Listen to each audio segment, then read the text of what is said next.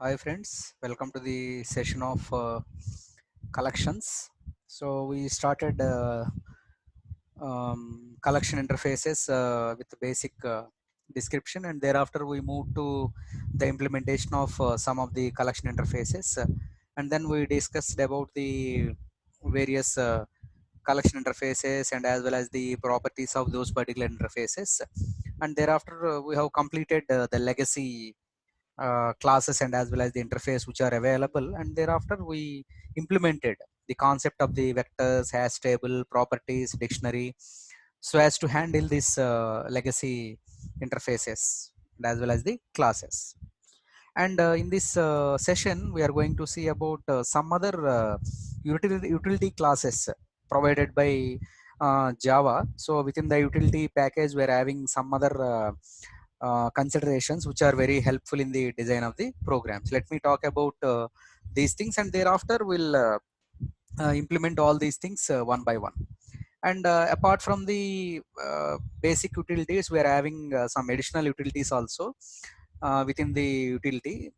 Some of the classes are like data structures class, a variety of useful classes for implementing standard computer science data structures includes a bit set, dictionary, hash table, stack, and vector. And out of these, some of the things we already seen. The Java.util package also defines the enumeration interface, which provides a protocol for classes to count through a set of values. Just now we have used in case of the vectors hash table, that particular enumeration is used to identify the number of elements or whether elements are there or not. And within that we are having the date. So usage of the date class is to create and manipulate calendar dates in a system independent fashion. Okay, and the class converts a string of text into its tokens. So now if you are referencing the string tokenizer, which is a class which available so as to maintain the tokenization of the string. Suppose if I am giving a string, and if that particular string I want to split into different tokens, I can go with the string tokenizer. And another important thing is a random number generator, which generates a random number. Suppose if I want to generate certain random numbers according to the requirement, then I can go with the random number generator. And the string tokenizer, the most frequently used one, friends. Reason is, once you give the any message, and if I want to split that particular message related to the tokens, I can go with the string tokenizer. So the string tokenizer class allows an application to break a string into tokens. The string tokenizer method do not distinguish among identifiers, numbers, and quoted strings, nor do they recognize and skip comments. Okay, if you are referencing the tokenization, it won't follow any convention, friends. Like it splits the corresponding strings into the tokens, and no matter whether you are using identifiers, numbers, or whatever the things. Okay, so that set of delimiters, the characters that separate tokens, may be specified either at creation time or on per token basis. As per your requirement, you can give the corresponding thing. And here we are having different kinds of the constructors. You can give a string tokenizer a specified string, or else string and as well as the corresponding delimiters, and string delimiters, and as well as the return delimiters also you can give. Okay, so this is what how you can specify the string tokenizer constructors. And if you are referencing the instance of the string tokenizer, behaves in one of two ways, depending on whether it was created with the return delimiter flag having the value true or false. Okay, if the flag is false, so delimiter character serve this thing in such a way that and if you are referencing the flag is true, so the delimiter characters are themselves considered to be a tokens. A token is the either one delimiter character or a maximal sequence of the consecutive character that are not delimiters. So maximal sequence of consecutive characters that are not delimiters. Okay, either one character or maximal sequence. Okay, and a string tokenizer object internally maintains a current position within the string to be tokenized. Generally it keeps track of all these kinds of the tokens and all. Some operations advance this current position past the characters processed, and based on the previous processing of the characters, it is going to handle the current ones. A token is written by taking a substring of the string that was used to create the string tokenizer object. Okay, so just it is taking the substring from the appropriate string, and you can make use of that thing as a string tokenizer object. And we are having some of the methods with respect to the tokenizer and counting of the tokens, whether it is having as more elements or not, has more tokens, and next element related to this particular current token, and next token, and next token with the delimiter. So various things, friends, actually based on your requirement you can either make use of these particular methodologies so as to handle the string tokenization. And the bit set, which is one more frequently used utility class. So which is the bit set class, generally creates a special type of array that holds bit values, friends.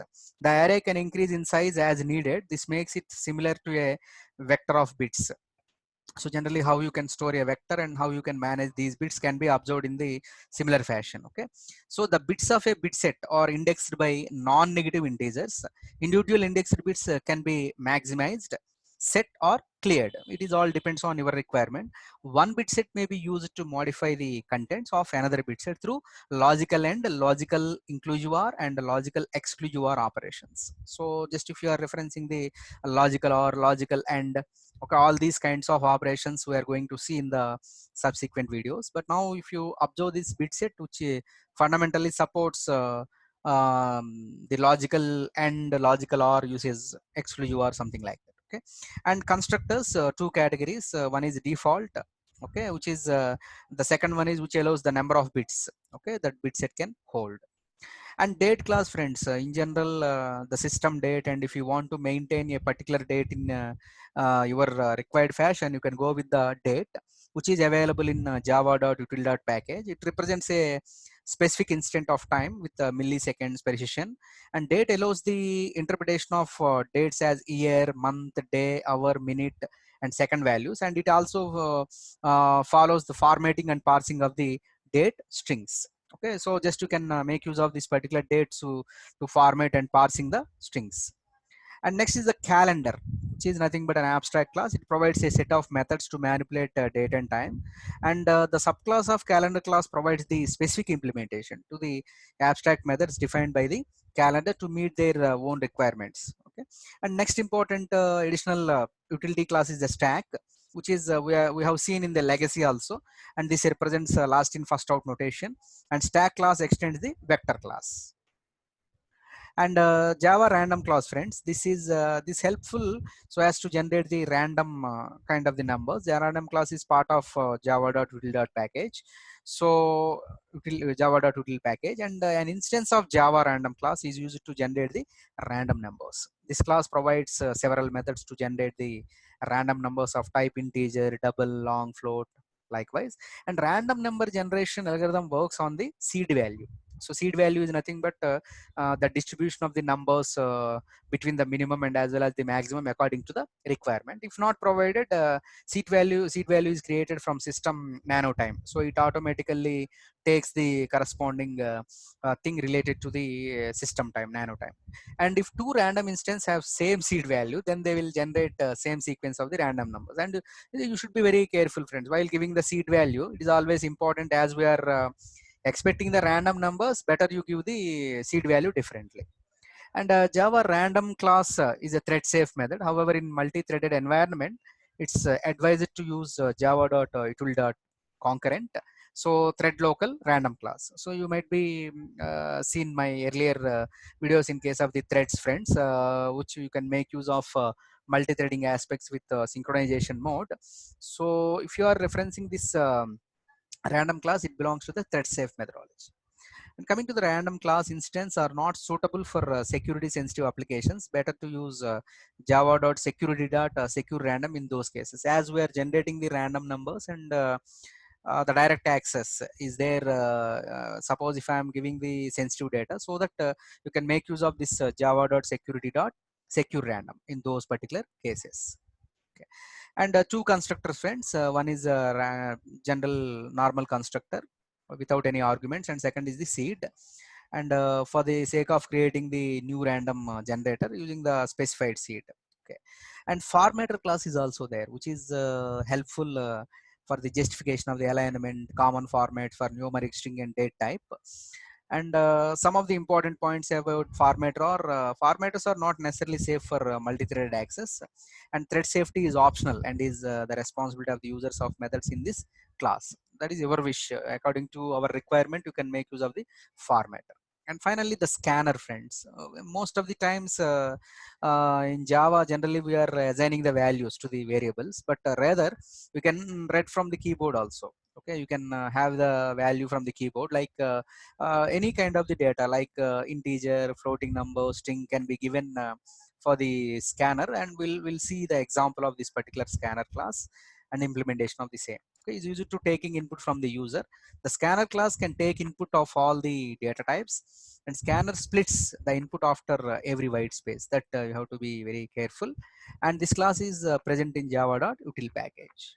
Okay, so this is what how you can refer the advanced and more utility classes, friends. We have seen some aspects like starting from this utility data structures class, like date and random number generator, string tokenizer, and thereafter we have seen bit set.